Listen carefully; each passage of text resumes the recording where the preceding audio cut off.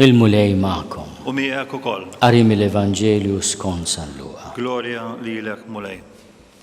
Dak iż-żmien Ġesu qal lid-dixxipli tiegħu: żommu ġenbejkom imħażma u l-imsiebaħ tagħkom mixogħla. Kunu bħal nies jistennew lil sidhom lura mill-festa tat-tieġ biex malli jiġi u jħabbat jiftħulu minnu fih. Ħennin dawk il-qaddejja li meta jiġi sidhom isibhom jisru. Tassew ngħidilkom li hu jitħażem iqiegħdhom madwar il-mejda u jgħaddi qudiemhom iservihom. U kieku kellu jiġi fil-ħin tat-tieni sara jew tat-tielet u jsibhom xorta waħda fuq dmirhom, ħenjin huma.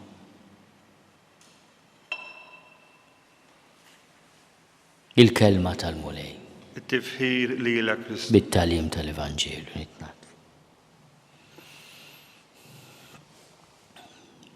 Għadu jidwi f'moħħna u f'qalbna l-kliem ta' Ġesu li smajna fil-Evanġelju tal-ħadd li għadda, bin il-bniedem ma ġiex biex ikun moqdi imma biex jaqdi u biex jagħti ħajtu għall-kotra.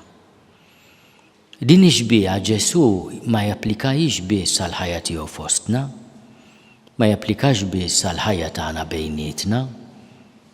Fil-ħasil tar-riġlejn hawn il-lejl għamel babata u wera lid-dixxipli l-istil ta' kif jgħixu flimkien u qalilhom jiena li mgħallem u sit għamiltilkom hekk, għamlu hekk lil xulxin.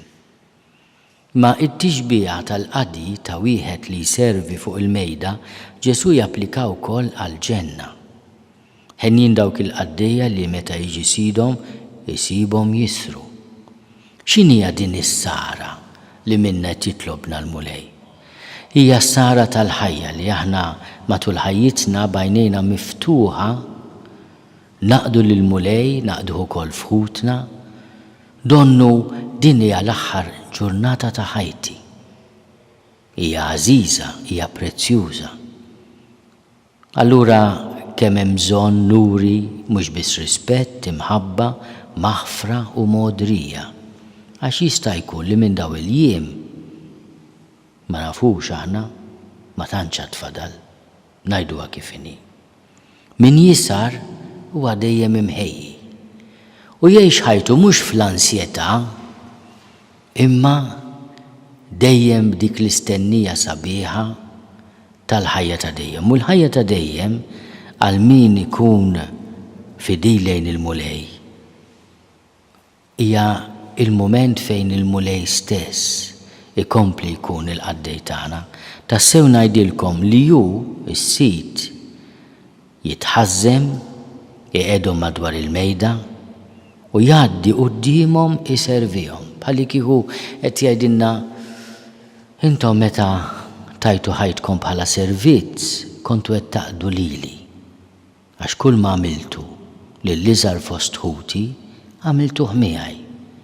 Issa wasal iż-żmien li impattilkom jien se nkun li nitma'kom, li naqdikom, li nservikom. U allura kif jgħid San Tomas għarif kbir, il-ġenna ssir dik lena fejn ix-xewqat kollha tagħna jseħħu. Kollha kemm huma.